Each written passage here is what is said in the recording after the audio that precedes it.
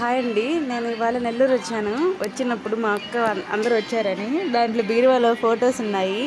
Old memories, మా అమ్మ మా నాన్న పెళ్ళి ఫొటోస్ అవన్నీ చూశాను. సో ఈ ఫొటోస్ వచ్చేసి మా పాప పుట్టినప్పుడు అనమాట. పుట్టినప్పటి నుంచి నేను ఎవ్రీ మూమెంట్ ఫోన్లో తీసుకొని అవి కడిగించుకున్నాను. అవి ఇలా చూసినప్పుడు చాలా అప్పటికి ఇప్పటికి చాలా డిఫరెన్స్ అనిపించింది.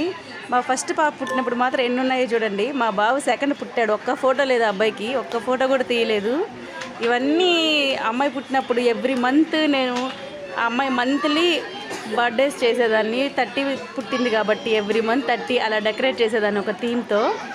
మా పాప స్నానం చేసినప్పుడు, నవ్వినప్పుడు, పడుకొని లేచినప్పుడు, నిద్రపోయినప్పుడు, తిన్నప్పుడు, పైకి లేచినప్పుడు, పాకినప్పుడు అన్నీ క్యాప్చర్ చేశాను.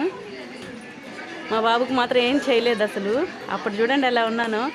ఏ బర్త్డే చిన్నదైనా కూడా ఎవ్రీ బర్త్డే అమ్మాయికి స్పెషల్గా ఉండాలి అని చెప్పి అన్నీ చేశాను, ఏర్పాట్లు కానీ అవన్నీ కానీ.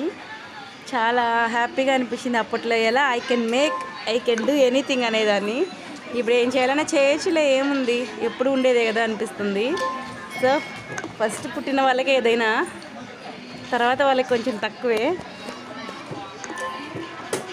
చూడాలి. నాకైతే అలుపు వచ్చేస్తుంది ఇవన్నీ చూసి చూసి, నవ్వు వస్తుంది అసలు. ఒక పక్క ఆశ్చర్యం వేస్తుంది, అప్పుడే ఇన్ని ఇయర్స్ గడిచిపోయిందా అని. సో మీకు ఓల్డ్ మెమరీస్ ఉంటాయి, ఇలాగే షేర్ చేసుకోండి.